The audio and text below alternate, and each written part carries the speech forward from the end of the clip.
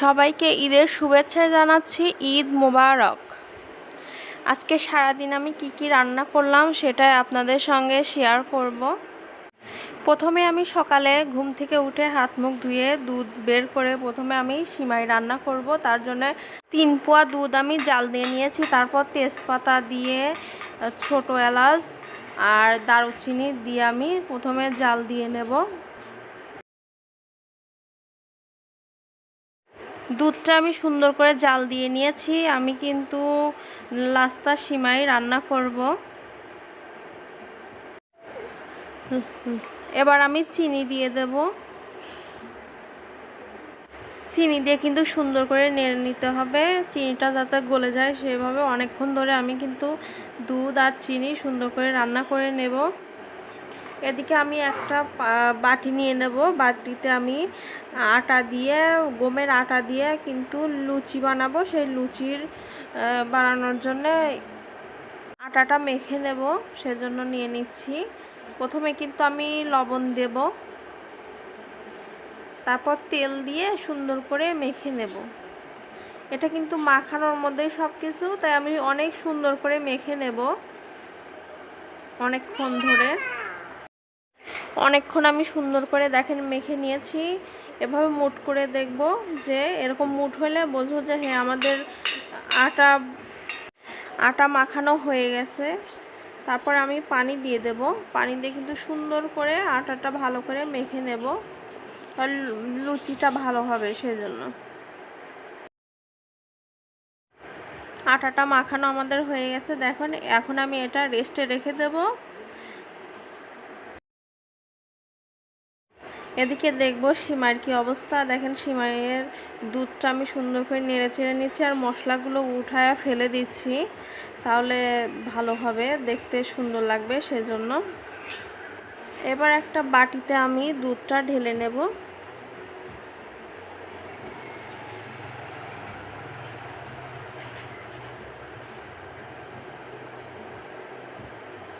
এবার আমি এর মধ্যে লাস্তা সিমাইটা দিয়ে দেব।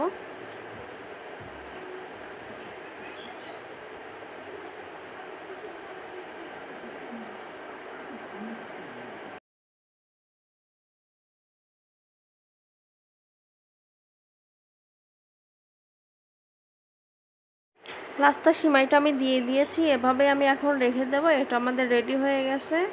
এদিকে আমি লুচি বানানোর জন্য সব কিছু রেডি করে নিয়েছি। প্রথমে আমি আটাটা নিয়ে লুচিটা বেলে নেব।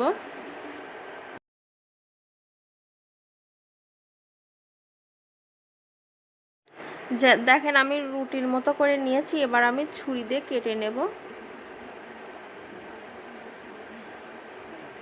আপনারা চাইলে যে কোনোভাবেই করতে পারেন, আমি এভাবে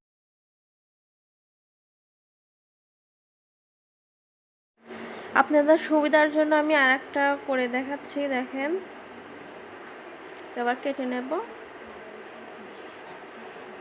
দেখেন হয়ে গেছে, একদম সিম্পল। সবগুলো লুচি আমাদের বেলা হয়ে গেছে। এবার আমরা ভেজে নেব। তেল গরম করে নিয়েছি আর একটা একটা করে লুচি আমি এখানে দিয়ে দিচ্ছি। দেখেন কি সুন্দর করে ফুলে উঠতেছে। সবগুলো আমি এভাবে ফুলকো ফুলকো করে ভেজে নেব। কিন্তু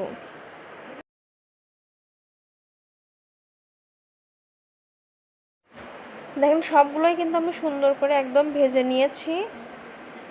একদম গরম গরম ফুলকো ফুলকো লুচি।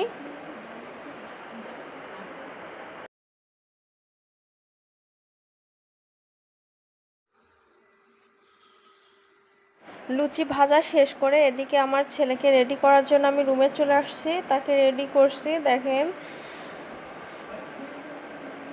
দেখেন পাঞ্জাবি পরছে, চশমা পরছে, অনেক সুন্দর লাগতেছে। কিন্তু এবারও ওর বাবার সঙ্গে ঈদ মাঠে যাবে, আর এর ফাঁকে কিন্তু ওরা খেয়েও নিয়েছে।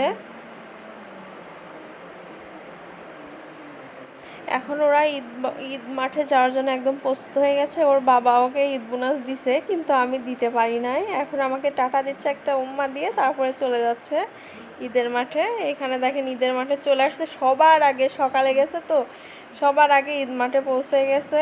দেখে কেউ নাই, ওরাই শুধু দু একজন আসতেছে। দেখেন পুরা মাঠটা একদম ফাঁকা।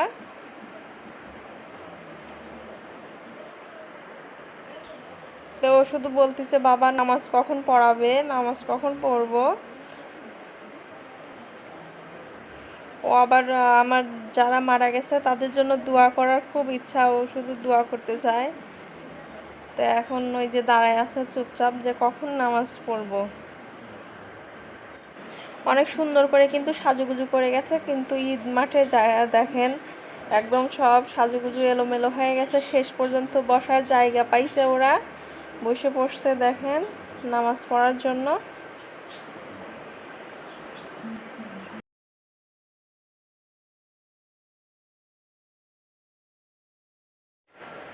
দেখেন নামাজ পড়া শেষ হয়ে গেছে, সবাই বের হয়ে আসতেছে। তখন ও বলতেছে বাবা আমরা তো মেলায় গেলাম না, এবার ওরা মেলাতে যাবে। চলো যাই চলো যাই এরকম করতেছে, একদম অস্থির হয়ে পড়ছে। মেলাতে কিন্তু অনেক কিছু আইছে, কিন্তু ওরা দেখতে পায় নাই, তাড়াহুড়া করে চলে আসছে। 2টা নাগরদোলা আইছে দেখেন, কিন্তু আমার ছেলে তো এগুলোতে উঠতে চায় না, ভয় পায়, পরে বাসায় চলে আসছে। এখন আমি খিচুড়ি রান্না করব। খিচুড়ি রান্না করার জন্য আমি দেখেন দুই রকমের চাউল নিয়েছি আর ডাউল নিয়েছি আর কাঁচামরিচ কেটে দিয়ে দিয়েছি, পেঁয়াজও কেটে দিয়েছি আর তেজপাতা দিয়েছি। এখন আমরা গোটা এলাচ দিয়ে দেব, ছোটো এলাচ আর বড় এলাচ দিয়ে দিচ্ছি।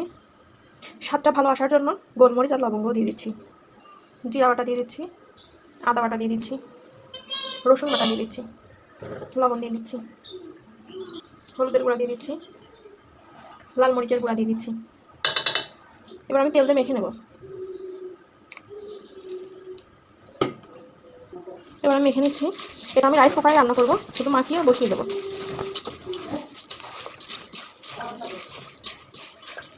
দেখেন সুন্দর করে কিন্তু আমি মেখে নিচ্ছি।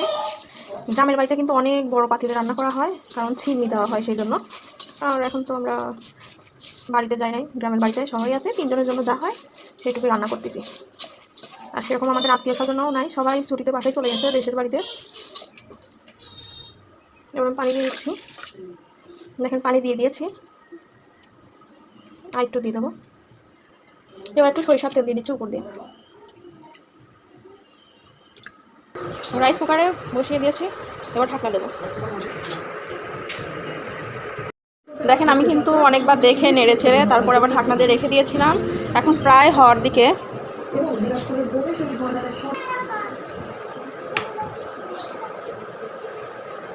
দেখেন হয়েই গেছে, এবার আমি ঢাকনা দিয়ে আবারও রেখে দেব। আমি কিন্তু রাইস কুকারটা এখন বন্ধ করে দিয়েছি।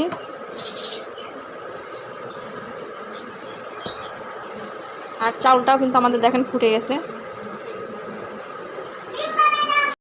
খিচুড়ি রান্না আমাদের হয়ে গেছে, এবার আমরা পরিবেশন করে একটু দেখাবো। প্রথমে দেখেন খিচুড়ি আমি নিয়ে নিচ্ছি।